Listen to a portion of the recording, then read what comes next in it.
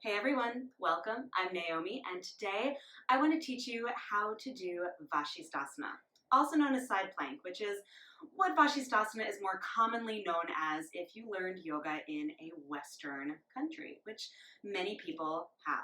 So Vasishtha was a sage, not a plank, which is why I prefer to call it Vasisthasana, but I also like to call this pose Vasisthasana because I don't come into it from plank pose. That's right. So I'm going to teach you a completely different way of getting into Vasisthasana, a way that is a little bit more supportive and a little bit steadier for your shoulder joints, and a way that will help you build into the pose, making you feel more confident, more balanced, and making you feel like even more is possible from this pose. Okay, so before we get started, you won't need any props, but I am going to teach you how to build up into Vasisthasana so that it feels safer and stronger for you. This is a pose in which you bear weight in your hands, in your arms, even in your wrists, but it's a pose in which your legs work a lot more than you might think they do. So I want to give you the absolute basics, things to steer clear of, and some really important foundational tips to help you feel like this pose is not as challenging as it looks. So all that said, come to your hands and knees, please. So basic foundation for Vasisthasana is you want your hands to be lined up like they would for downward facing dog. So the crease of your wrist should be even with the front edge of your mat.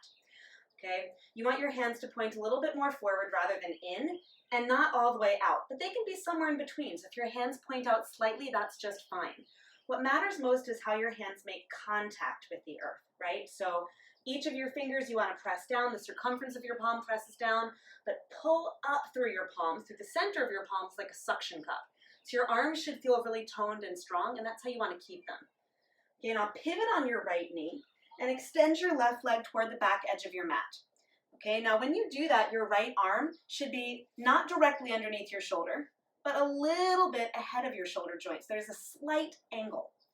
Okay, when you do it in this way, this gives you a lot more steadiness for your shoulder joint, and it feels more powerful for your arm and for your wrist, right? When your arm is directly underneath your shoulder, it can feel really tight and really restrained, and when you go to lift up, it's going to feel like all of your weight is in your wrist because it is. Okay, so slightly ahead of your shoulder joint, give your legs a squeeze so you feel your inner thighs engage, keeping your right arm bone really rooted in your shoulder socket. Turn your chest up, and keep your hand at your hip, or extend your left arm up. Okay, now this is a really great place to work on the basics of Vasisthasana before you even lift your leg.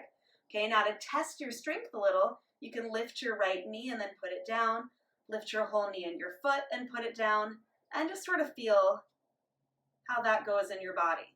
And that's going to tell you, generally speaking, if you're a little bit more ready for the full pose, right? With your knee down, you have more solid foundation, which can make you feel safer.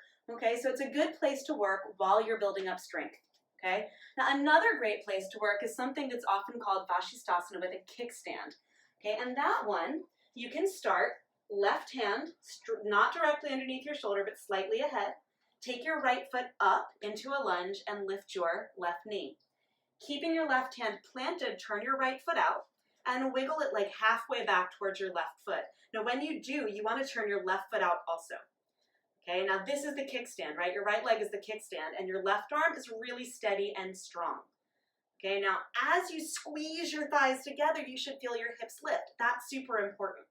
Okay, when your hips start to drop down, that's when you're going to feel more of the weight in your arm, and it starts to feel kind of impossible. So squeeze your left thigh up towards your right, and take your right arm up. Now you can also have your hand on your thigh if you want, like that's another really good option. Hand at your hip. With your hand on your thigh, you can even lift your hips up higher, okay? But make sure that your hips stay up, okay? Take one more full breath in, place your hand back down, left knee back down, and come back to sit on your heels.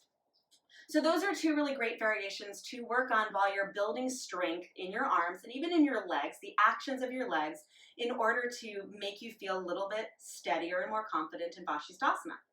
Okay, now the next thing that you can do is come to downward facing dog.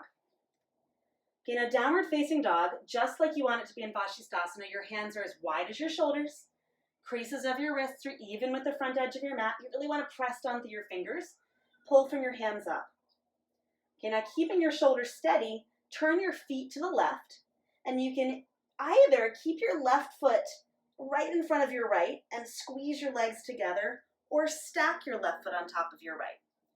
Okay, now I'm going to show again, like when I come from downward facing dog, I'm going to shift a little bit forward toward plank, but I don't get all the way there. You'll notice that my arm is not completely vertical, right? It's actually at an angle, and if I squeeze my legs together, I can lift up higher, and now my legs are doing so much more work than my arm. Now, it's not that my arm's not doing any work, like no work at all, right? I'm not levitating, okay? But a lot of the work is happening with my legs as I pull them in, and my right arm just stays really stable. Okay, place your left hand back down, knees down, and we'll do one more side, okay? So last side, on your left side, there's one more little thing I want to talk about, and that's the outside edge of your foot, okay? Have you ever heard come onto the outside edge of your foot? I know I have, and I've been in the yoga community for 2 decades, right? I've heard outside edge of your foot for 20 years, okay? Now, if you take a look at your foot, like how big is that outside edge? Is it large? Is it small? Does it actually exist?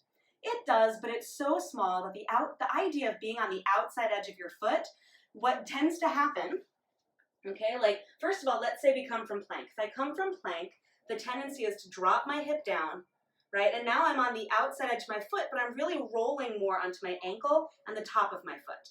Okay, all of my weight is in my arm. It feels kind of yucky. I can't move. It feels no good. Okay? If I come from downward facing dog and I turn my feet to the right, and instead of trying to come to the outside edge, I'm trying to stand on the ball of my baby toe and my inner heel. Okay, when I stack, if I go to stack my feet, right, I'm already really steady in that bottom leg. Right, so much so that I could like lift this top leg up, not much changes, right, because I'm really standing on the bottom leg. Okay, the more I stand on it, the more I lift, the happier I am in this pose, right? I feel really strong. Now the last piece is to take my head back, my whole body back, so I'm not leaning forward, which is a lot more work for my left arm as well. Okay, so the more I squeeze my legs in, the more I pull from my arm up, right? The more I take my head back and trust, right? The easier this pose feels. Okay, so knees to the floor, and that's it, okay? Now, is it asking some good strength of your arms? Absolutely. Okay, but it's not just a job for your arms. Vasisthasana or side plank is not just a job for your arms, it's a job for your whole body. Okay, instead of balancing on the outside edge of your foot, that mythical part of your body that is supposed to hold all of you up, you can use your legs pulling in for more power to get some of the weight there into your core and into your lower half instead of just in one arm. Right? And that way Vasisthasana becomes so much more powerful and less saggy and sad and something that you avoid. So hopefully this has been really useful in giving you some insight and some foundational tips into Vasisthasana so that you feel like you can practice it with more confidence, more certainty, and honestly, more fun and playfulness. Let me know what you think of this video in the comments below. I would love to hear from you. I would love to hear if you want to see more how-to videos like this so that you have a better foundation for your yoga practice so that you feel, like you know a little bit more and you're not just sort of like guessing when you put your hands and your feet on your mat.